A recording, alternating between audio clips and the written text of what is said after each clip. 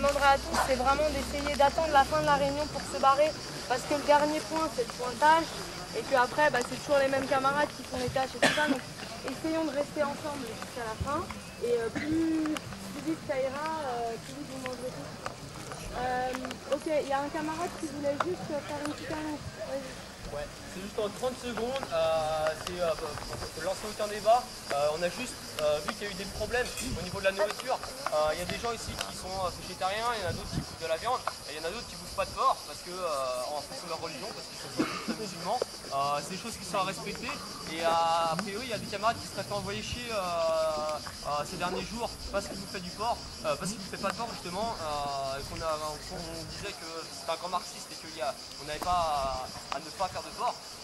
Donc voilà, il y a juste des problèmes par rapport à ça. Donc si vous avez des problèmes par rapport à ça, n'hésitez pas à venir voir la direction de délégation, qu'on puisse régler ça, quoi. Parce que chacun peut décider qu'est-ce qu'il veut pas. Désolé, il y a une petite incompréhension, donc c'est un camarade qui a une autre annonce à faire. Ouais, non, non, c'est juste pour dire que voilà, je dois quitter le camp et demain matin rejoindre la gare de Gérone. Et voilà, c'était une annonce, savoir s'il y avait un camarade qui aurait pu m'accompagner. Et la suivante. Donc en premier, on parlerait de l'intervention à la rentrée.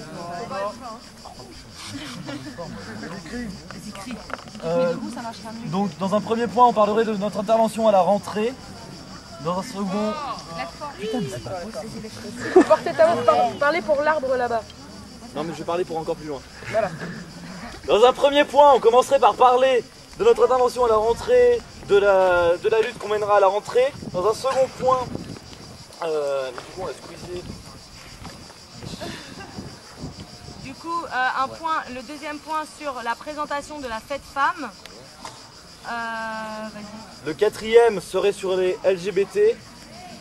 Et le cinquième sur les tâches, et ça serait bien que tout le monde ne soit pas parti à ce moment-là pour qu'on puisse tous les remplir, parce que au fur et à mesure d'ailleurs ça devient plus difficile. Attendez 2 secondes, il y a 2 annonces là, très rapidement pour qu'on commence la discussion. Il y a 2 annonces. La première, c'est qu'une camarade a perdu son portable, c'est un SAGEM. Donc si quelqu'un retrouve un SAGEM, qu'il l'apporte au secrétariat. Deuxième chose, il y a une commission lycéenne qui se réunira juste après la réunion de délégation, ici. Là, pour le dîner. Pour la bouffe quoi, ici. Julien, liste de clôture directement sur son inter. Voilà. Non, mais c'est juste, pour éviter que les gens s'en aillent, il faut commencer par le pointage. De finir par le pointage. Ok, réglons les tâches rapidement. Marine, le problème c'est qu'à un moment donné... Donc au niveau des tâches pour la journée d'aujourd'hui, enfin de demain, pardon, aujourd'hui tout est calé. D'accord, je vais parler plus fort. Pour la journée de mercredi, il reste encore des tâches où personne s'est inscrit. Donc il reste au niveau du nettoyage à 8 h du matin, demain matin. Et il manque exactement 5 personnes pour demain matin. Au niveau des tranchées seaux, tout est bon, et au niveau du bar également. Je propose pour qu'on ne perde pas de temps qu'on fasse circuler la feuille comme on l'a fait hier, qu'elle soit remplie à la fin, et si elle n'est pas remplie, il n'y a personne qui part pour aller bouffer. Ouais, justement, il y a une question par rapport à ce que dit Mathieu, c'est que là pour le planning de mercredi, on n'a pas mis la table. Il n'y a pas d'horaire pour la table, donc je vais les rajouter et je fais tourner, et à la fin on voit... c'est les mêmes horaires que d'habitude. C'est les mêmes horaires que d'habitude. Ok. Ok. Je la fais tourner, et après, un peu avant la fin, je passerai pour essayer de voir si tout est rempli ou pas, qu'on s'en soit au dernier moment. Ok, donc on est parti sur la rentrée, donc... Ok, Johan qui va introduire sur la rentrée, donc tu as besoin de combien de temps? Ok, c'est parti. Donc oui, il faut se poser déjà la question dans ce camp de ce qu'on fera à la rentrée, puisque je pense que la rentrée sera assez... Il y aura beaucoup de mouvements, beaucoup de mouvements dès le début, dès la rentrée dans les facs et dans les lycées. Et c'est pas assez fort? Non. Et faut savoir dès maintenant, je pense que les révolutionnaires auront une grande place dans ces mouvements. Donc on voit que depuis quelques mois, les attaques du gouvernement se multiplient et sont de plus en plus fortes. Et on voit une réelle volonté du gouvernement de faire passer un certain nombre de réformes antisociales qui attaquent tous les secteurs de la société. Contre ces attaques, la social-démocratie et les syndicats bureaucratiques apparaissent totalement divisés. Et finalement en viennent à accepter la politique de Sarkozy, ou du moins à ne pas créer une alternative sérieuse à cette politique. Donc par exemple, on l'a vu dans les mouvements des facs et des lycées, où l'UNEF et puis après pour les lycées, l'UNL et la Fidèle ont été à la soupe assez rapidement. Et on l'a vu aussi il y a encore pas longtemps, par exemple, au moment de la réforme des institutions, les positions des socialistes au moment des réformes des institutions. Donc dans ce contexte, les révolutionnaires ont une place très importante, un rôle très important à jouer, qui sera déterminant. Aujourd'hui, face à toutes ces attaques de Sarkozy, même si les syndicats bureaucratiques ne créent pas une véritable résistance, il y a des luttes qui existent et qui sont assez fortes. On l'a vu, notamment pour la jeunesse, puisque on est un camp de jeunes, dans les facs ou dans les lycées, par exemple, ça a été assez significatif. Les gens, en règle générale, aujourd'hui, les révolutionnaires apparaissent comme une alternative sérieuse au système, puisque l'alternative de la gauche parlementariste n'existe pas vraiment. Donc, pour les jeunes, le gouvernement prévoit un certain nombre d'attaques qui vont devenir concrètes dès la rentrée. Donc, dans les facs, on s'est battu contre la LRU, et dès la rentrée, on pourra voir les premiers aspects concrets de la LRU. Pour prendre un exemple, à Nanterre, il y a une licence Carrefour. Moi je suis à Tours, il y a un BTS Michelin dans ma fac, quoi. Donc ça c'est des trucs qui sont concrets. L'augmentation des frais d'inscription, c'est aussi quelque chose de concret. Il y a aussi tout ce qui tourne autour du plan campus, où il y a une volonté de faire une liste de facs d'élite et des facs poubelles en fait. Donc une double vitesse dans le système d'enseignement supérieur. Et puis il y a la réforme des IUFM, où on va généraliser un bac plus 5 au lieu d'un bac plus 3, donc ce qui entraîne des problèmes, puisque certains étudiants, les plus modestes, ne pourront pas se permettre de faire 5 ans d'études pour avoir le même diplôme qu'avant on avait en 3 ans. Tout ça, ça augmente encore la précarité étudiante. C'est toujours les étudiants les plus modestes qui vont être amenés à bosser à côté de leurs études et qui vont, au bout du compte, ne pas s'en sortir. Sur les lycées, les premiers, il y a eu un gros mouvement cette année sur les lycées. Les premiers trucs concrets qui vont arriver aussi à la rentrée. Les suppressions de postes vont être effectives dès cette rentrée, avec toutes les conséquences que ça implique, suppression de filières ou d'options. Donc je pense qu'au niveau des lycées, notamment, puisque c'est quelque chose de très concret, la suppression d'options par exemple, ou de filières complètes, ou le surchargement des classes, c'est quelque chose qui, je pense, les révolutionnaires ont un rôle à jouer là-dedans, va déclencher des mouvements assez rapidement.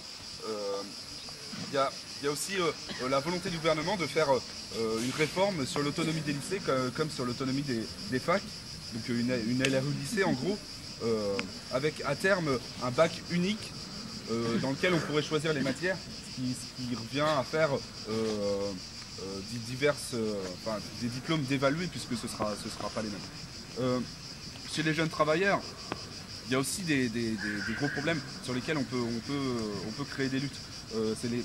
Chez les jeunes travailleurs, c'est les problèmes qu'on retrouve globalement chez tous les travailleurs. Donc la question des salaires et du pouvoir d'achat, la précarité touche tous les travailleurs, mais elle touche plus particulièrement les jeunes.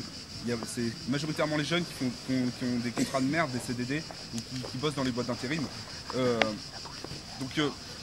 On a vu récemment que, avant, ceux qui bougeaient dans les entreprises, quand il y avait un mouvement dans une entreprise, c'était souvent les vieux syndicalistes qui étaient à l'avant du mouvement.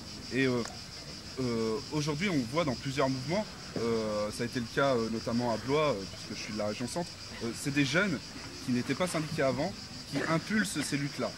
C'est bien la preuve qu'il y a un certain malaise chez les jeunes et une certaine précarité. Donc, face à toutes ces attaques et face à cette situation qui va s'aggraver au niveau de la jeunesse, on doit mettre en place des perspectives concrètes de lutte. Il y a un potentiel qui est réel au niveau des gens aujourd'hui. Pour la première fois, la gauche anticapitaliste apparaît comme une alternative concrète et sérieuse. On ne passe plus pour des méchants gauchistes, etc. Aujourd'hui, face à une décomposition des autres forces politiques, on apparaît comme l'alternative sérieuse du moment.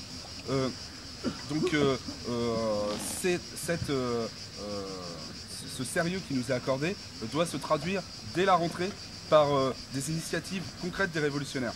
Donc, comme pendant la LRU, par exemple, au début de la LRU, la Ligue a été, dans les premiers, a appelé à faire des réunions unitaires sur les facs avec les autres organisations. On doit chercher à reproduire ça, à entraîner les autres dès la rentrée, puisque je pense que les autres forces en présence ne sont pas prêtes à bouger d'elles-mêmes. Dès la rentrée, que ce soit sur les facs, en appelant à des réunions unitaires par exemple, et en créant, si possible, un matos unitaire, essayer de créer du mouvement sur les facs dès le début, dès la rentrée de fin septembre. Sur les lycées, la mobilisation apparaîtra peut-être plus d'elle-même après la suppression des postes de profs et tout ce que ça implique. Le rôle des organes révolutionnaires, le rôle de la Ligue et des JCR et du nouveau parti anticapitaliste est de coordonner ces luttes sur les lycées et pour créer véritablement quelque chose d'ensemble sur les lycées. Ce qu'il faut faire, c'est que dès la rentrée des lycées, il faut reconvoquer les gens qui étaient mobilisés sur la fin de l'année. Par exemple, il y a des gens qui ont créé des comités d'action lycéenne ou des syndicats lycéens qui à certains endroits étaient très nombreux. Il faut qu'on retrouve ces gens-là, puisqu'il y a des militants de la Ligue parmi ces gens-là, pour essayer de refaire bouger sur les lycées, puisque les attaques concrètes vont prendre forme là. Donc il va falloir bouger assez vite. Pour le NPA, donc va falloir agir de manière plus forte pour la construction du NPA et pour que celui-ci soit présent dans les luttes. Donc au niveau du secrétariat jeune du NPA, on a commencé à mettre en place un 4 pages, donc un 4 pages où il y aura une partie sur les facs, une partie sur les lycées, une partie sur les jeunes travailleurs et une partie d'appel pour construire le nouveau parti. Donc ça ça sera à la rentrée, on l'aura dans notre matos. On va aussi créer pour revenir sur le 4 pages, qui permettra de dégager les différentes revendications qu'on doit avoir pour les différents secteurs. On a aussi une campagne d'affiches qui va être créée, et puis on a l'appel jeune qu'on a écrit au moment de la coordination nationale. On doit être assez agressif avec ce matos-là pour pouvoir créer une dynamique de lutte dans les 3 secteurs qui nous intéressent. Et on doit, le boulot qu'on doit faire, c'est essayer de se joindre un maximum avec les autres orgas pour essayer de créer donc des réunions unitaires, que ce soit sur les lycées ou sur les facs, pour pouvoir faire en sorte que ça bouge un petit peu. Donc voilà, le rôle des révolutionnaires est assez grand pour cette rentrée. Je pense que ça n'a jamais été comme ça, et tant mieux. Maintenant, c'est à nous d'être à la hauteur de ça. Et donc, c'est en s'organisant dès maintenant, en sachant ce qu'il faut faire, que ça pourra être effectif. Donc voilà. Ok, donc parfait.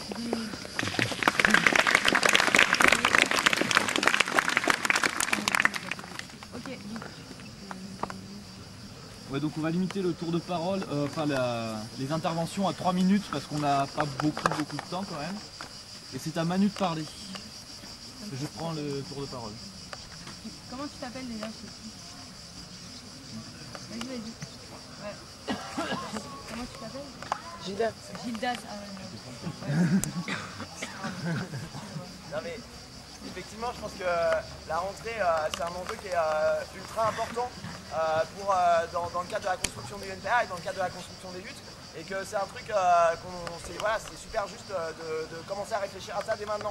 Alors dans le contexte, ça veut dire aussi que le nouveau parti dans son ensemble, il va faire une campagne à la rentrée sur la question du pouvoir d'achat et du coup cette question du pouvoir d'achat, c'est une question qui va se retrouver aussi du coup chez les étudiants. C'est-à-dire que évidemment tu vas avoir n'importe quel étudiant et évidemment que les galères de logement, les loyers trop chers, la bouffe qui augmente, l'inflation, etc. Tout ça il sait ce que c'est, et du coup c'est important de prendre en compte cette dimension-là et de servir de la campagne de l'ensemble du nouveau parti pour faire de la politique sur nos facs, quoi. Je pense pense que c'est pas suffisant et je pense qu'on est dans des facs qui sont radicalisés depuis plusieurs années et notamment avec des mouvements comme le CPE ou la LRU l'année dernière. Et la LRU l'année dernière elle a montré que les étudiants ils se radicalisent aussi sur les questions universitaires et c'est pour ça qu'effectivement il faut qu'on réfléchisse à ça. Il faut qu'on ait une analyse de qu'est-ce que c'est l'enjeu des réformes universitaires, pourquoi on pense qu'il y a des trucs de service public d'enseignement supérieur et pourquoi il faut se bagarrer contre ça si on veut un accès pour tous à l'éducation.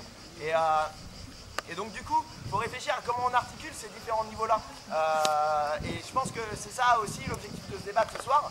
Et je pense qu'il y a un autre élément qui est extrêmement important, c'est que le nouveau parti, à mon avis, que ce soit sur les facs ou que ce soit les nouveaux partis de ville, de quartier, etc., c'est pas une structure qui peut être autosuffisante en soi. C'est-à-dire que moi je pense qu'il faut aussi que le nouveau parti qu'on construise à la rentrée sur le maximum d'endroits possibles, il faut qu'on le fasse dans le cadre d'une politique au service du front unique qui permette d'entraîner la majorité des étudiants, la majorité des travailleurs dans la rue, dans la lutte, quoi. Et que pour ça veut dire être en capacité de créer des collectifs sur des questions précises, comme par exemple au début de la LRU, on a pu créer des collectifs unis contre l'autonomie avec d'autres organisations syndicales, d'autres organisations politiques, et ça a permis de rassembler et d'être beaucoup plus fort que si on avait été isolé. Et donc je pense qu'il faut avoir ces deux dimensions-là, prendre ça en compte, et je conclue là-dessus, je pense qu'il faut vraiment prendre ça en compte.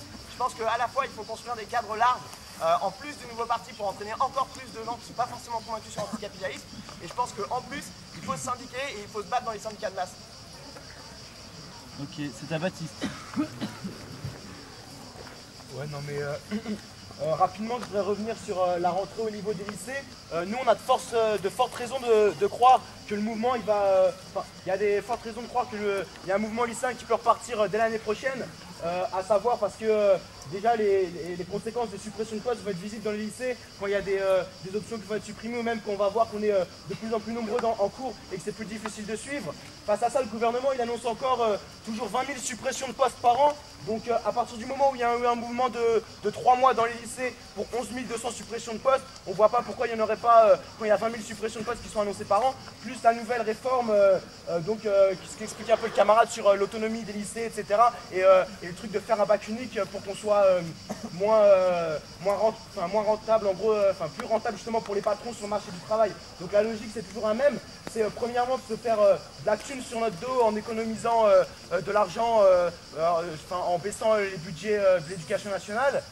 Et la deuxième, c'est de nous dévaloriser sur le marché du travail pour que nos diplômes ils valent moins une fois qu'on arrive et qu'on puisse être payé beaucoup moins cher par les patrons. Donc, voilà, sans revenir sur le truc sur lequel on reviendra sûrement en commission lycéenne, je pense qu'il faut donner un maximum de fonds et c'est pour ça qu'on n'a pas forcément gagné dans ce mouvement-là. C'est que les gens ils ne peuvent pas se battre pendant des mois et des mois s'ils ne sont pas convaincus sur le fond des revendications, du fait que justement on va galérer toute notre vie si on ne gagne pas sur ces mouvements-là et que c'est ça le rôle des révolutionnaires à la rentrée, c'est donc de convoquer, comme disait le camarade, des comités de mobilisation avant et dès la première semaine de la rentrée. Moi je pense qu'il faut qu'il y ait des diffs sur tous les bahuts où on est implanté et au-delà, un peu pour tous les camarades étudiants, moi je pense que le travail des révolutionnaires et particulièrement notre courant, il n'a pas été impeccable sur ce mouvement-là, dans le sens où tous les cercles n'ont pas forcément fait des lycées, que tous les étudiants n'ont pas été des suivis lycéens, et je pense que voilà, une organisation de jeunesse, ça doit servir à ça aussi, et que toute l'organisation doit être en mode de bataille pour ce truc-là. Et je pense aussi un des trucs qui a pu nous faire défaut et qu'il ne faudra pas reproduire s'il y a un autre mouvement lycéen l'année prochaine, c'est la coordination au sein même de notre courant. Moi, j'ai pas trouvé ça normal, par exemple, que quand on essaie d'impulser l'auto-organisation des lycéens en faisant des coordinations pour essayer de pouvoir concurrencer les syndicats qui allaient nous lâcher, donc pour construire la grève par nous-mêmes. Je trouve pas ça normal que tous les lycéens de notre courant n'aient pas été dans ces coordinations-là. Donc voilà. Ok, merci. Xavier?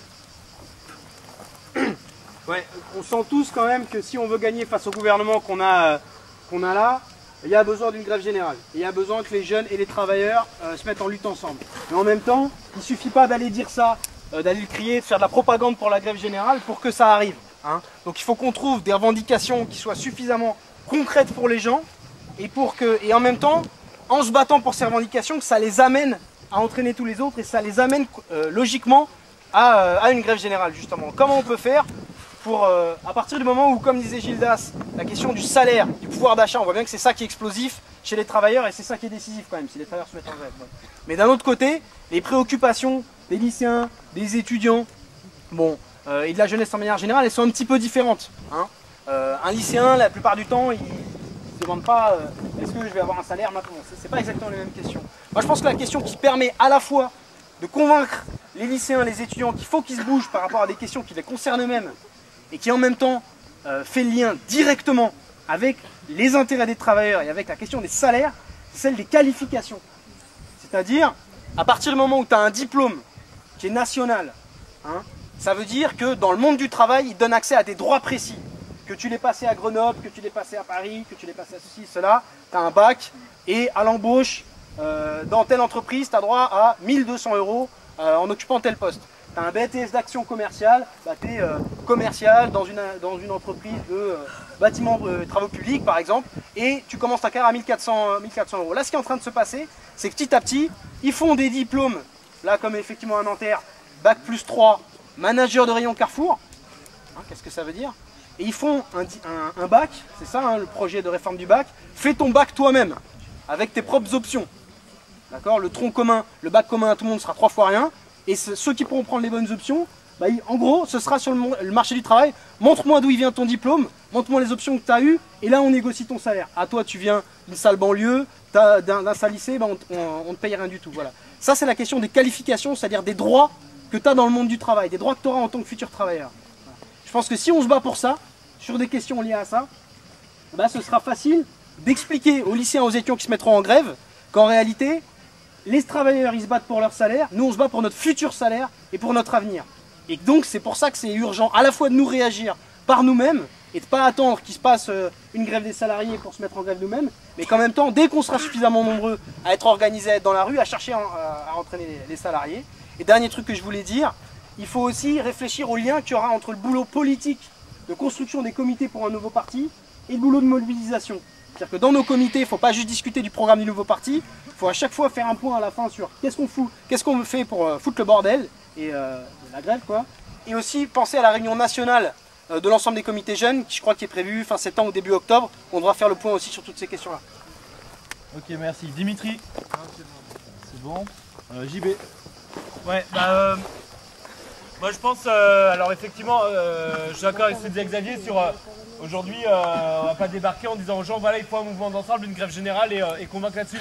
Et en même temps, je pense que dans les noyaux un peu qui se sont mobilisés ces derniers mois, que ce soit pendant la LRU, sur les bahuts, ici ou là, il y a aussi cette conscience-là quand même de il faut un mouvement d'ensemble. Et en fait, quand on fait le bilan de l'année, bah, on se rend compte qu'il n'y a pas eu le mouvement d'ensemble, il n'y a pas eu, on disait, nouveau mode 68, etc.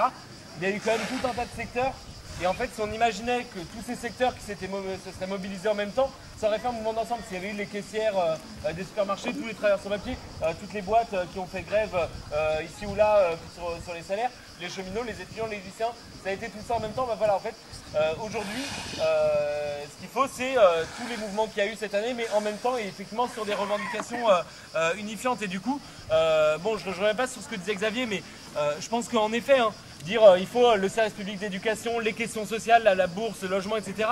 Des trucs qui sont fondamentaux, qu'il faut appuyer. Bon, mais effectivement, je pense que là où est la revendication fondamentale et donc ce qu'il faut expliquer vraiment dans le fond, c'est la question des réformes universitaires, de la réforme du lycée et des qualifications, en disant aux gens, voilà, c'est ce qu'on disait déjà pendant le mouvement lycéen, si on ne gagne pas, c'est pas zut, on va être 35 dans la classe et c'est relou. Si on ne gagne pas, ça veut dire on va être au SMIC toute notre vie. Pareil sur les facs, c'est pas juste je vais avoir un logement plus petit pendant un an et ça va être galère, même si c'est vrai. C'est aussi, voilà, on va avoir des diplômes qui donnent accès à aucun droit et donc au SMIC toute notre vie. Bon, voilà, donc je reviens pas là-dessus. Je pense que dans les trucs à faire, effectivement, faire des réunions publiques dès la rentrée, notamment, alors je pense sur les facs, mais là il y en a quand même déjà qui sont au niveau du nouveau parti, hein, c'est déjà bien entamé, mais aussi des réunions publiques sur les BAHU, sur les CFA, sur les foyers de jeunes travailleurs, hein, partout où on parle et du nouveau parti et des réformes, des attaques, des résistances qu'il faut mettre en place.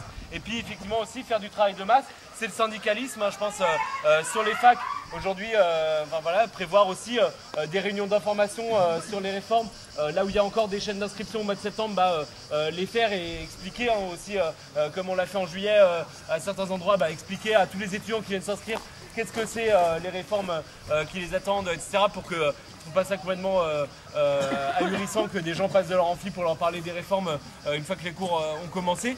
Bon, voilà, c'est aussi chez les travailleurs, évidemment, faire du syndicalisme où on défend aussi, hein, les revendications de hausse des salaires, voilà, 300 €, voilà, le SMIC à 1500 net, etc.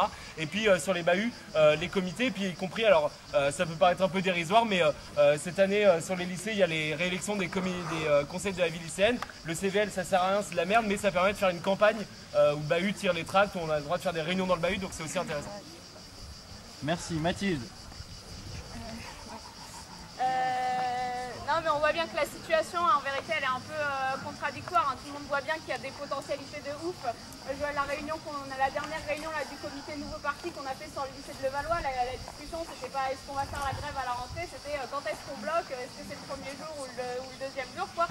On voit bien que les jeunes, ils ont clairement envie de se bagarrer et encore envie de se battre. Et l'autre aspect quand même, c'est qu'on voit bien que les attaques, on se les prend dans la tête, quoi, et qu'au bout d'un moment, ça va finir par faire mal si on se prend tout dans la tête. Moi j'ai l'impression que là l'enjeu à cette rentrée, c'est comment on fait qu'il y ait des luttes qui se déclenchent et comment on fait pour que ces luttes elles gagnent, comment on fait pour qu'on utilise ce potentiel, cette envie de se battre pour qu'il y ait des luttes et pour qu'elles soient victorieuses, quoi. Et bon, c'est clair que là aujourd'hui les différentes directions syndicales, les directions réformistes, elles sont pas vraiment dans l'état d'esprit de dire on va utiliser là cette combativité pour appeler à des dates de mobilisation, pour voilà, il suffirait aujourd'hui appeler à une journée à des grèves sur la question des salaires pour qu'il y ait pas mal de salariés quand même qui se mettent en grève, parce que c'est clair que c'est la question qui préoccupe tout le monde. Aujourd'hui les gens ils en ont marre de gagner, d'avoir un salaire de merde, de pouvoir rien faire dans leur vie, quoi. Donc on voit bien que ces directions syndicales et tout ça, elles sont pas prêtes à faire ça, et du coup il y a une grande partie de ce travail qui repose un peu sur nous, les révolutionnaires. Alors que ça repose sur nous, ça veut pas dire que ça il faut le faire tout seul, et que bien évidemment nous notre rôle c'est prendre des initiatives et essayer d'entraîner la majorité des gens à se mettre en grève, à se mettre à lutter. Et je pense que le schéma un peu typique, c'est ce qu'on avait fait l'année dernière à la rentrée, hein. On avait convoqué des réunions unitaires des différentes organisations de jeunesse pour dire maintenant là il y a la LRU, il va falloir qu'on se mette en grève sur les facs et tout ça. Je pense que le schéma c'est un peu le même sur les facs, sur les lycées, c'est ça qu'il va falloir faire à la rentrée. Et je pense qu'il faut voir que le nouveau parti dans ce cadre-là, ça va nous permettre d'être beaucoup plus nombreux à mener cette activité, quoi. C'est-à-dire que dans chaque lycée, dans chaque université, on aura beaucoup plus de relais, beaucoup plus de gens qui défendront ce truc-là, de convoquer des réunions unitaires, qu'on aura une beaucoup plus grande surface d'intervention. Et que pour faire que les mobilisations elles gagnent, on voit bien que le problème aujourd'hui c'est que les luttes, à un moment donné elles y aillent tous ensemble et pas de manière séparée. Et le nouveau parti aussi, ça doit servir à ce que tous les militants qui pensent ce truc-là, ils le défendent chacun dans leur secteur, quoi. Et je pense que c'est un peu ça le but là, du matériel qu'on va sortir là en début d'année, c'est que partout, dans tous les lycées, dans toutes les facs, dans tous les foyers de jeunes travailleurs, les centres de formation d'apprentis, les militants du nouveau parti, ils défendent cette perspective de manière un peu commune, quoi. Ok, Romain. Ouais, par rapport au fait de faire des réunions inter-organisations, en début d'année dernière, on avait lancé avec d'autres organisations un collectif unitaire sur la question de la réforme des universités qui avait permis d'impulser les luttes sur une partie des facs. Bon, il faudrait voir aussi, est-ce qu'on peut pas essayer de préparer ça de manière concrète et pourquoi pas une réunion avec ces organisations. Je sais pas si quelque chose a été déjà discuté. Ensuite, sur la question de est-ce qu'il y aura des mobilisations à la rentrée avec les lycéens, évidemment il y a une compétitivité, il y a une envie de lutter. Maintenant, une des choses qui ont fait que les luttes n'ont pas réussi à aller jusqu'au bout, c'est aussi que les profs ne sont pas mobilisés. Et ils ne sont pas mobilisés aussi parce qu'il y avait des journées qui ont été étalées sur des mois et que ça, forcément, ça donne pas envie de se mobiliser. C'est pas le secteur le plus en pointe forcément, mais il y a aussi ça qui joue. Et là-dessus, je pense qu'on a aussi un rôle à jouer avec les camarades de notre organisation et de notre courant. Je vois un exemple, par exemple, sur la fête de Paris 12, Créteil, pas loin de chez moi, il y a eu des mobilisations pendant le mouvement contre la LRU. Et on a appris après coup qu'il y avait un comité de mobilisation qui s'était créé alors qu'on avait des profs qui étaient sur place, qui nous ont même pas mis en contact. Il faut absolument qu'on arrive à se coordonner et la création du NPA doit aussi permettre qu'on fasse le point là-dessus et qu'on arrive à être plus fort sur ces questions. Ensuite, par rapport au boulot jeunes travailleurs, bon, on ne pourra pas faire des réunions sur les CFA uniquement sur les augmentations de salaire ou en lien avec ce qui se passe sur les facs. Par contre, on peut essayer d'intervenir politiquement, ça c'est tout à fait juste. Par exemple, je vois dans mon secteur, au niveau des étudiants infirmiers dans la santé, il y aura peut-être des mobilisations qui pourront partir à la rentrée sur la question des réformes des statuts, bon, c'est compliqué, et la question de l'ordre infirmier, ça c'est des choses qui peuvent permettre qu'on se coordonne. Il faudrait déjà qu'on ait les coordonnées des militants jeunes travailleurs un peu partout en France pour arriver à faire le boulot de manière un peu efficace. Ok, merci. Marie. Non mais je vais peut-être intervenir un peu sur autre chose, mais sur quelque chose qui je pense aussi aura lieu d'être dès la rentrée, sur lequel on a un peu intérêt à intervenir. Ouais, j'arrive pas. Sur lequel on a aussi intérêt à intervenir dès la rentrée. En fait, c'est que l'année prochaine va se tenir un sommet de l'OTAN assez important et assez historique pour ça et surtout pour la France en fait, puisque Sarkozy c'est pas nouveau en fait, est de plus en plus proche de l'OTAN, de plus en plus proche de Bush, etc. Et du coup veut pour ce sommet de l'OTAN prochain intégrer le commandement intégré qui est en gros la grosse structure qui dirige l'OTAN. Ce qui veut quand même dire quelque chose sur les prochaines politiques guerrières, impérialistes, etc. auxquelles la France participera.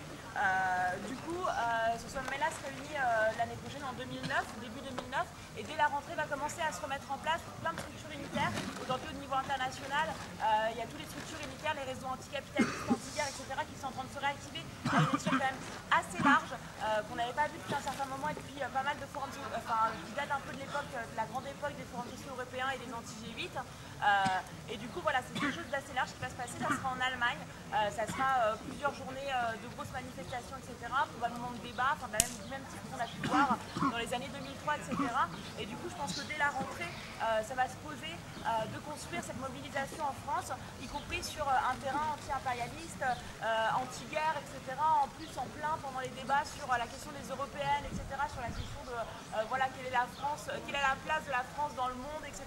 Quelle politique par rapport au reste du monde, etc. Est-ce qu'on continue à avoir toujours la même place de rejoindre les États-Unis, etc. Machin. Et du coup, c'est des questions qui sont quand même super intéressantes à poser, à discuter, etc. avec tous les gens qui sont autour de nous dans le NPA, sur nos facs, etc. Et je pense que dès la rentrée, ça se pose que sur nos facs, avec le NPA, on aille rechercher un peu les autres organisations, les syndicats, etc. Commencer à poser la question de est-ce qu'on commence à réfléchir à faire un quart, à faire des tables pour populariser ce truc-là. C'est pas forcément dire remplir le quart dès la rentrée, mais en tout cas c'est des cadres de réunion qui peuvent commencer à se mettre en place un peu partout. Voilà, je pense qu'il faut avoir en tête que ça va être quelque chose d'assez gros ce rassemblement et où je pense que ça pourrait être quand même assez important, notamment que ce soit la première apparition internationale du nouveau parti anticapitaliste français en Allemagne là-bas et que du coup voilà, qu'on est en tête d'emmener quand même pas mal de gens autour de nous manifester là-bas sur ces questions-là. Je pense que le gouvernement, on sait qu'il ne s'arrête pas même pendant les vacances et qu'il va y avoir encore des nouvelles réformes, etc. Et je pense que c'est clair pour nous tous qu'il y a quand même une certaine volonté de se battre, que ce soit chez les salariés ou chez les jeunes, face à ces attaques. Et il faut être clair, le seul moyen, de toute façon, pour changer les choses, c'est la grève. Il n'y en a pas d'autre. Et à un moment donné, on voit bien que ces derniers temps, le moment où le gouvernement il a été affaibli, c'est quand il y avait des grèves, des manifestations, etc. Et c'est ça qu'on cherche à faire. Et je pense que le problème, c'est de voir comment on fait au mieux pour arriver à ça. Parce que si on veut changer les choses à un minimum, c'est pas en faisant des pétitions, etc. face à ce gouvernement-là, ça sert à rien. Voilà, ça sert pas à rien, mais c'est pas ça qui change fondamentalement les choses. Et je pense que le problème, c'est de voir quelle potentialité on a. Et je pense que ce qu'il faut qu'on arrive à voir, la campagne qu'on veut faire au niveau du nouveau parti, au niveau jeune, je pense que c'est un premier aspect. Et le 4 pages et tout ce qu'on pourra faire au niveau politique, c'est un aspect important dans notre militantisme, mais ça ne doit pas être le seul. Je pense qu'il y a cet aspect-là qui, de fait, quand on parle du nouveau parti anticapitaliste, de ce qu'on peut raconter dedans, etc., ça s'adresse à une partie des gens qui sont déjà politisés un minimum, qui sont plutôt contre Sarkozy, etc. Et je pense que c'est une partie des gens, mais qu'il y a une autre partie des gens, parce que ce qu'on veut faire nous, si on veut se mettre en grève, c'est ça aussi qu'il faut tirer des bilans de l'année, c'est qu'il ne suffit pas que quelques-uns se mettent en grève et bloquent. Voilà, il faut que la grève elle soit majoritaire, sinon tu perds. Donc c'est ça à un moment donné aussi qu'il faut rechercher, et ça veut dire qu'il y a tout un travail à faire qui est de gagner la majorité des gens. Et donc je pense que ça veut dire qu'il faut se prendre la tête à avoir une stratégie claire de grève, etc. Donc tout ce qui était dit sur préparer des réunions unitaires avec le maximum de gens pour essayer de se mettre d'accord sur un certain nombre de points, etc. Mais il y a aussi l'aspect, nous en tant que militants politiques du nouveau parti, eh ben, on intervient aussi dans les syndicats. Parce qu'on sait bien quand même que ça a une influence, le fait que les syndicats ils mobilisent ou pas, on sait bien que ça change la donne. Quand la CGT ils mobilisent pour les cheminots ou quand ils arrêtent, ça change. Quand l'UNEF, chez les étudiants, mobilise ou pas, ça change. Quand la Fidèle et l'UNEL ils essayent de mobiliser, bon, bah, ça peut changer les choses aussi. Bon, c'est ça à un moment donné, ce qui fait que nous, on peut intervenir de manière cohérente, enfin de la meilleure manière possible. Ça veut dire qu'il y a notre campagne politique qui s'adresse à une partie des gens qui sont politisés, mais après il y a le travail de base dans les syndicats, et même si on ne gagne pas forcément la bataille dans les syndicats, le faire quand même, bah ouais, c'est monter des collectifs contre la privatisation de l'université, enfin peu importe comment on les appelle, contre les suppressions de postes, etc. Bon, qui sont des choses beaucoup plus, où on essaie de partir des choses beaucoup plus concrètes pour arriver vers le même but, c'est la grève. Et c'est ça qu'il faut réussir à combiner, c'est combiner notre activité politique et l'activité qu'on a aussi dans les cadres, type syndicat, association, collectif. Tout ça dans un même objectif, et faire que l'ensemble des gens, bah voilà, tous les gens, peu importe qu'ils soient politisés ou pas, aillent dans une même direction. Ok, Baptiste. Il faudrait le coup que les gens qui souhaiteraient s'inscrire aillent la voir, et puis on refera un point à la fin, quoi. Ouais, tout le monde va faire une tâche, et pour l'instant il y a quelques personnes qui ont déjà fait 2 tâches, donc ça vaudrait le coup vraiment de s'inscrire aujourd'hui, quoi. Ouais, et puis c'est juste, en fait, s'il y a des gens qui ne veulent pas s'inscrire, au bout d'un moment on sera obligé de prendre la liste des gens qui sont là et d'aller les voir pour qu'ils s'inscrivent sur des tâches. Et ça c'est super désagréable. Ok, donc on va faire la présentation de la fête femme. Donc c'est Léa qui introduit à peu près pour 5 minutes, ça va?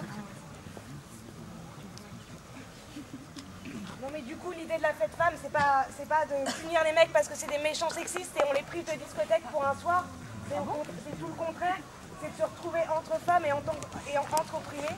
C'est un cadre d'auto-expérimentation, c'est un cadre politique et l'idée c'est expérimenter le temps d'une soirée, d'autres rapports entre camarades et de voir de quelle manière, comment on peut se sentir plus à l'aise sans le regard des garçons, comment on peut se sentir plus à l'aise pour danser, pour se lâcher un peu plus, sans craindre que ça soit un peu pris pour un appel ou autre chose. Et parce qu'on voit bien que dans les soirées traditionnelles, bah, les comportements sexistes, ils sont encore présents, que ce soit des dragues un peu lourdes ou des regards un peu déplacés. Du coup, évidemment, c'est pas une soirée qui va changer les choses, c'est clair, et on en est tous conscients. Mais la fête femme, c'est un cadre politique d'auto-organisation et d'auto-expérimentation, où par des jeux, par la pratique, on peut prendre conscience de comment les rapports de domination entre hommes et femmes, ils influent à la fois sur nos comportements individuels et sur nos comportements collectifs. On invite du coup toutes les femmes à venir y faire un tour pour se faire leur propre idée sur la fête femme. Il ne faut pas non plus se mettre la pression si on ne sent pas d'y aller, parce que l'objectif c'est vraiment tout le contraire, c'est de se dégager d'une certaine pression qu'on peut subir au quotidien. Pour revenir sur le planning un peu de la soirée, il y aura un meeting avec la présentation par les Italiennes des luttes qu'elles ont pu mener sur les questions de l'avortement cette année et des violences faites aux femmes. Il y aura après une manifestation qui partira du meeting et qui ira jusqu'à l'espace de la discothèque où se déroulera la fête femme. Donc ce sera une manifestation plutôt festive avec des chants, des slogans dans toutes les langues. On distribuera un peu tout ça si jamais il y en a qui ne connaissent pas. Et après, au cours de la soirée, ça commencera par des jeux un peu ludiques, c'est assez drôle et normalement ça se passe plutôt bien. Donc vraiment je vous invite à y aller, il y a souvent quand même une bonne ambiance. La dernière chose que j'ai à vous dire, c'est pas une très bonne nouvelle, donc me lynchez pas. La discothèque elle fermera à 3h et le bar il fermera à 2h. Ok, donc on prend une liste d'inscrits assez courte. S'il y a des questions, des remarques. Est-ce qu'il y a des questions, des remarques? Non. Je voudrais juste savoir sur quelle activité en fait c'est mixte et non mixte, histoire que je ne me pas.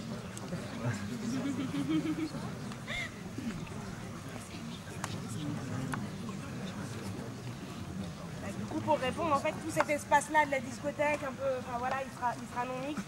Et le bar, il reste jusqu'au mur, et le bar, il restera mixte. Il y a quelque chose qui a été géré pour les toilettes des garçons, vous inquiétez pas, vous pourrez aller faire pipi tranquillement. Dans les toilettes des filles, en fait, tout simplement.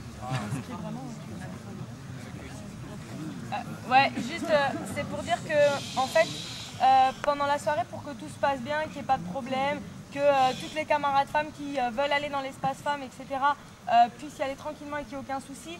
Il y aura sûrement donc un SO non mixte qui gérera un petit peu le coin entre l'espace mixte et non mixte pour qu'il n'y ait pas de problème, etc.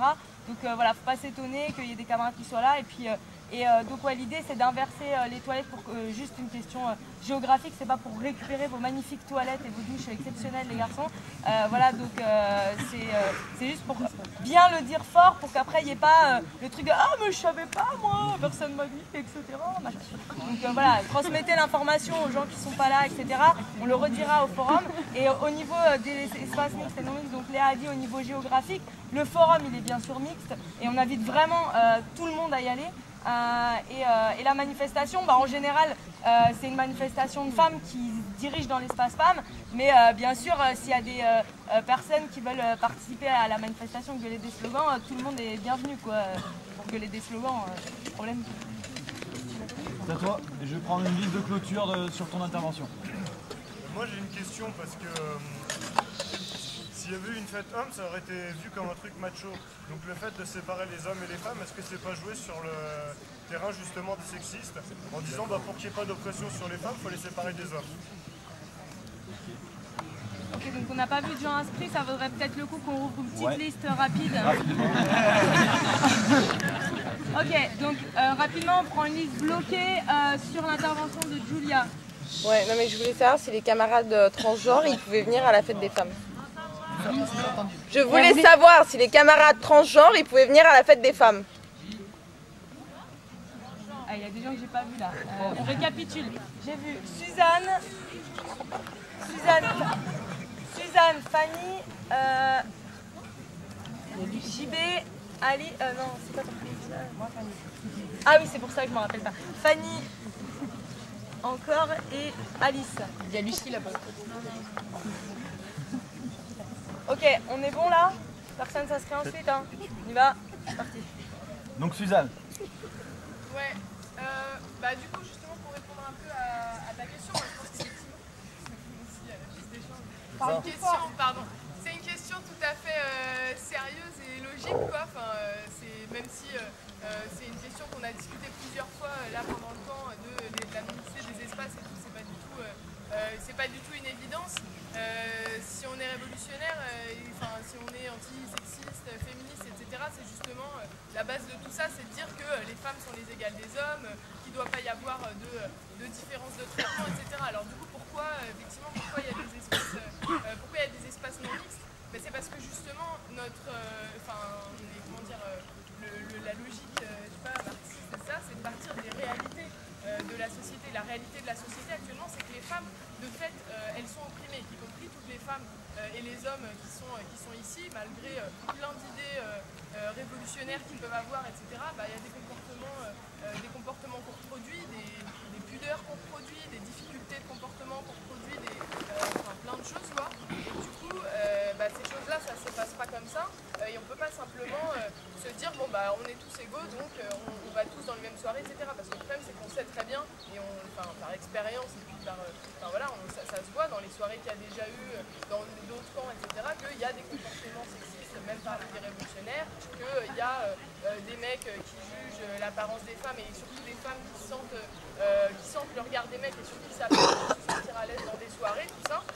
Et du coup, il ne s'agit pas évidemment de dire plus aucune soirée mixte jusqu'à ce que les femmes se sentent vraiment parfaitement bien et qu'elles soient devenues totalement les égales des hommes. Par contre, expérimenter un soir une ambiance un peu différente où tout d'un coup il n'y a plus des mecs, il n'y a pas un mec à séduire de telle façon, etc. Il y a des femmes entre elles qui essayent quelque chose et tout. Voilà, c'est un test, c'est pour, ça fait partie un peu, on avait le débat hier sur déconstruire un peu toutes les normes qu'on a intégrées et que ça se fait par la pratique. Et il ne suffit pas de dire on est féministe et puis les femmes sont égales les fesses et tout ça. Donc ça se fait par la pratique, par ces fêtes où nous on teste des choses, on fait des jeux et tout. Et puis voilà, et c'est un test et puis on en tirera les bilans quoi. Ok, Julia. Ouais, non mais apparemment, je sais pas, c'est pas certain que tout le monde a entendu la question que j'ai posée, donc je la repose. Ouais, donc je disais, je suis pas sûre que tout le monde ait entendu la question que j'ai posée, donc je la repose. Je voulais savoir si à la soirée ce soir des femmes, les camarades qui étaient transgenres, ils allaient pouvoir venir ou pas. Donc si quelqu'un qui s'est inscrit pouvait répondre. Fanny de Toulouse. Alors pour répondre à ta question, oui, les transgenres sont acceptés à la soirée femmes.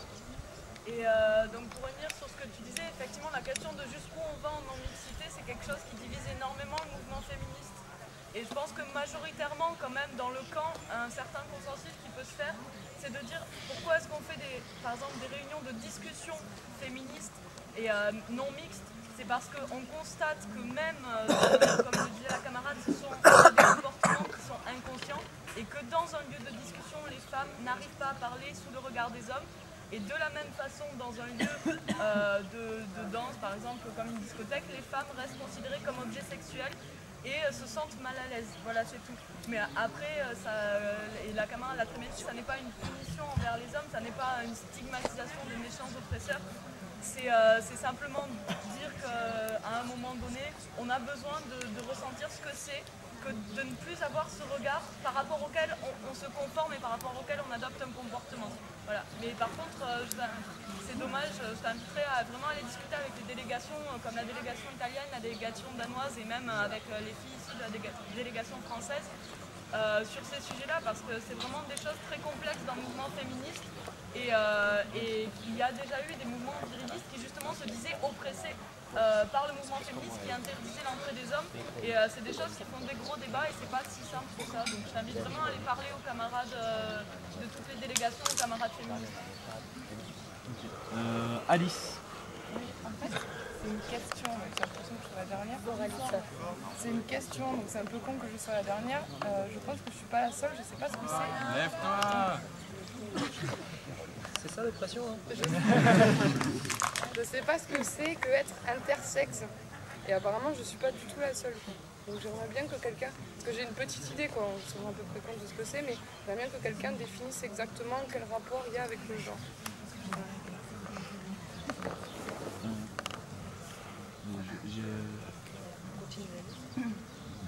Nabil. Ouais, pour revenir sur cette question justement de la séparation, d'avoir des soirées où il n'y a que les femmes, ou avoir des AG non mixtes, je pense que quand on est matérialiste, il faut qu'on tienne compte aussi que les oppressions, c'est pas juste des mots, ça a des conséquences concrètes sur les comportements, sur aussi le caractère, le conditionnement, la façon de vivre, notre rapport aux autres. Et quand nous on est dans une logique de vouloir dépasser ces oppressions, dans une logique de transformation de la société avec toutes les oppressions qu'elles engendrent, on doit mettre en place aussi des lieux où, par exemple, les victimes d'oppression, là en l'occurrence les femmes, peuvent discuter d'entre elles de ce qui se passe parce que ça crée aussi, je dirais pas des névroses, mais des problèmes, des blocages, parce qu'on le vit, une oppression, ça pèse sur quelqu'un, sans faire de la psychologie à globale, ça a des conséquences concrètes.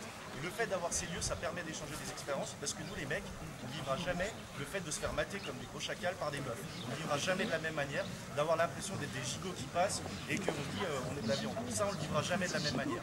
Et donc ces trucs, le fait de pouvoir l'appréhender, de pouvoir donner la possibilité à des femmes d'en parler, et de vivre dans des moments où le truc, elles ne vont pas se dire en boîte, je vais me faire attraper par tous les lourds qui vont passer, de voir les choses autrement, ça permet de se dire que c'est possible de dépasser ces clivages qu'on a, qui nous pèsent, parce que c'est ça aussi qu'on veut voir, en essayant de mettre ces expériences. Et le truc qui est important, et que malheureusement pour des fois des conditions de temps, on n'a pas assez le temps de faire, c'est les AG non mixtes. Moi je pense qu'elle doit être forcément suivie d'une AG après avec l'ensemble de la délégation, pour que les décisions qui ont été prises éventuellement, l'ensemble des discussions, et même des orientations qui doivent être proposées, il faut les échanger avec les mecs, pour ne pas laisser ce rivage en se disant ben nous qu'est-ce qu'on a fait, on fait rien de mal, on essaie machin.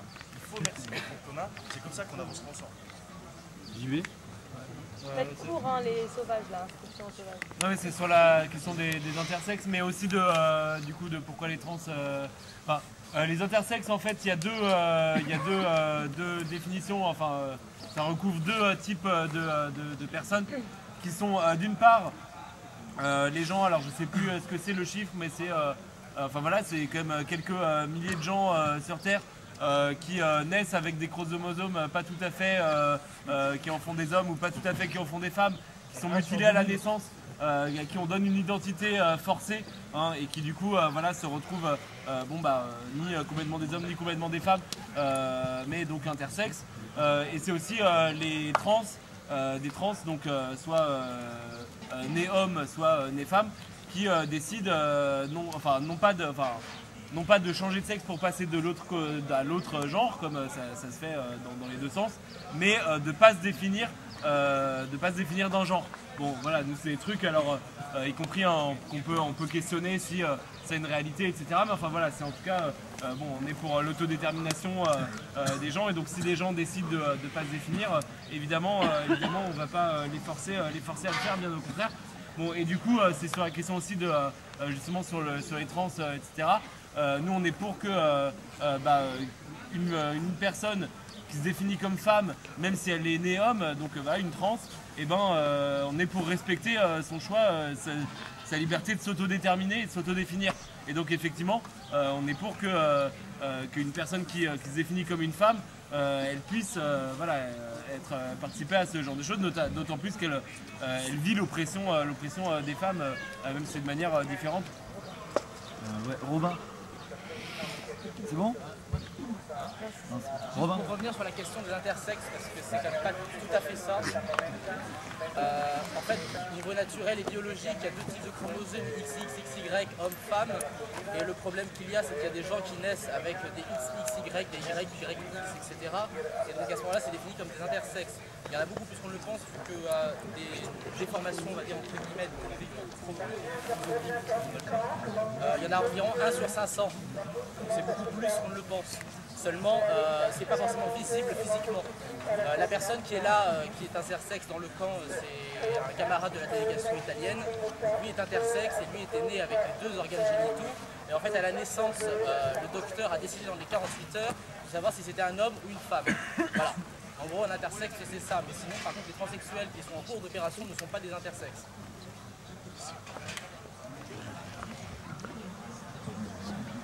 Ok, est-ce qu'on peut 2 secondes se calmer là?